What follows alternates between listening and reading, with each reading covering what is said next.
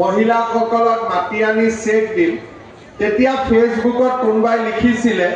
যে এইটো এপ্ৰিল ফুল নেকি তাৰ পিছত মই নামটো চেক কৰিলো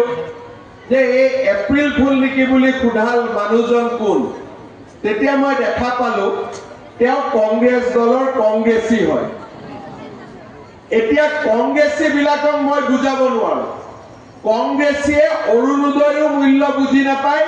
মহিলা উদ্যমিতাৰ মূল্য বুজি নাপায় ইহঁতক খালি ধুতি আৰু লুঙি লাগে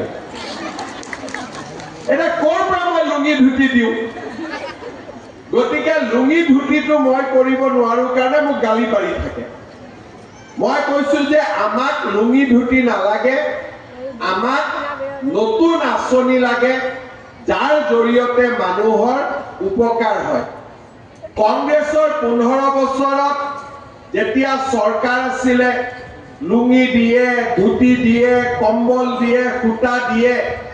আৰু ধুতি কম্বল খুটা লবলৈ আহি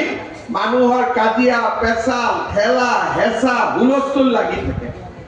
আৰু কম্বল লুঙিৰ পৰা কংগ্ৰেছী দালাল বিলাকে পাৰিলে 2 পইচা তোলেহে এতিয়া আমি কৰিলো যে নহয় প্ৰধানমন্ত্ৰী ডাঙৰীয়াই সকলোকে একোটা বেংক একাউণ্ট খুলি দিছে আপোনালোকৰ বেংক একাউণ্ট আছে নে কাৰ কাৰ আছে হাত দাবকচোন সব আজি আমাৰ অসমত সকলো মহিলাৰ এটা বেংক একাউণ্ট আছে এতিয়া বেংক একাউণ্ট থকাৰ কাৰণে কি লাভ হৈছে আগতে বেংক একাউণ্ট নাথাকোতে চৰকাৰে লুঙি কিনিছিলে ধুতি কিনিছিলে কম্বল কিনিছিলে আমি এতিয়া কি কৰো বেংকলৈকে